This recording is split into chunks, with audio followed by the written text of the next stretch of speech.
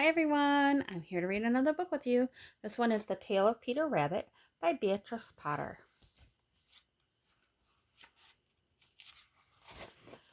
Once upon a time, there were 4 little rabbits and their names were Flopsy, Mopsy, Cottontail, and Peter. They lived with their mother in a sandbank underneath the root of a very big fir tree. Now, my dear, said Mrs. Old Rabbit one morning, you may go to the field or down in the lane, but don't go to Mr. McGregor's garden.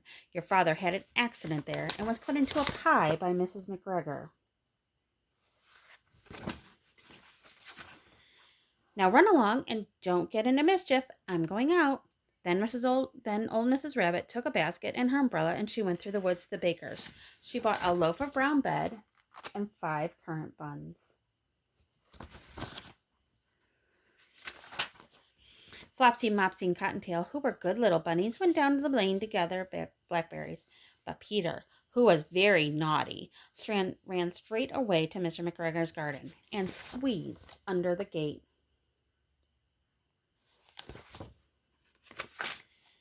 First, he ate some lettuces and some French beans, and then he ate some radishes, and then, feeling rather sick, he went to go look for some parsley.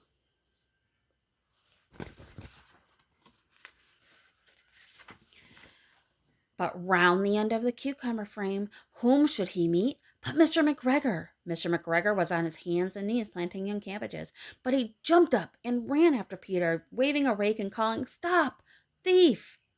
Peter was most dreadfully frightened. He rushed all over the garden, for he had forgotten the way to the gate. He lost one of his shoes among the cabbages, and he lost the other among the potatoes. After losing them, he ran along on 4 legs and went faster, so I think he might have gotten away altogether if he had not unfortunately run into a gooseberry net and got caught by the large buttons on his jacket. It was a blue jacket and with big brass buttons, quite new. Peter gave himself up for lost, and he shed big tears, but his sobs were overheard by some friendly sparrows, who flew to him in great excitement and implored him to extract himself.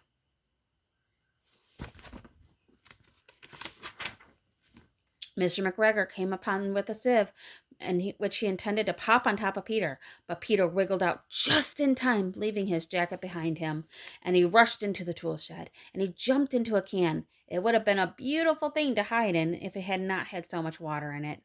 Mr. McGregor was quite sure that Peter was somewhere in the tool shed, perhaps hidden underneath a flower pot. He began to turn them over carefully, looking under each one. Presently, Peter sneezed. "Kerchoo!" Mr. McGregor was after him in no time. He tried to put his foot upon Peter, who jumped out the window, upsetting 3 plants. The window was too small for Mr. McGregor, and he was tired of running after Peter, so he went back to his work.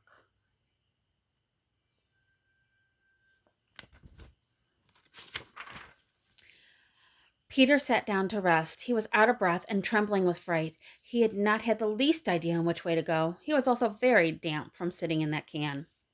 After a time, he began to wander about, going limpity-lippity, not very fast, and looking all around. He found a door in the wall, but it was locked, and there was no room for a fat little rabbit to squeeze underneath.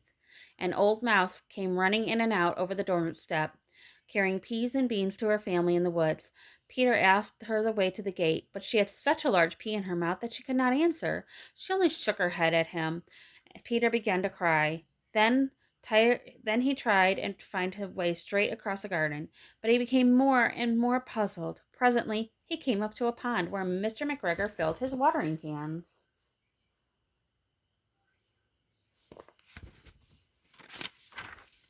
A white cat was staring at some goldfish. She sat very still, but now and then the tip of her tail twitched as if it was alive. Peter thought it best go away without speaking to her. He had heard about cats from his cousin, little Benjamin Bunny.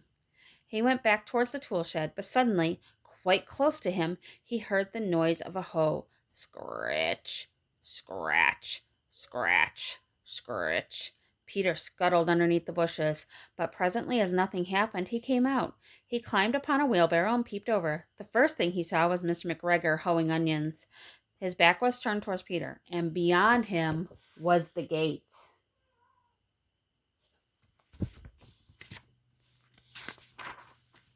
Peter got down very quietly off the wheelbarrow and started running fast as he could go, right along the walk behind some blackcurrant bushes.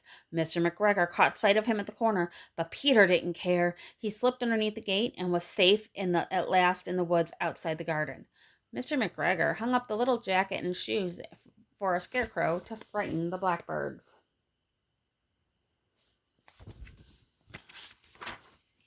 Peter never stopped running or looked behind him until he got home to the big fir tree. He was so tired, he flopped down on the nice soft sand of the floor of the rabbit hole and shut his eyes. His mother was busy cooking. She wondered what he'd done with his clothes.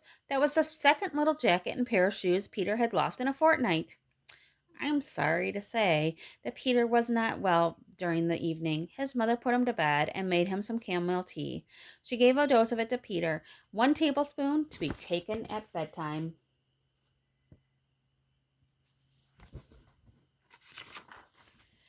But Flopsy, Mopsy, and Cottontail had bread and milk and blackberries for supper.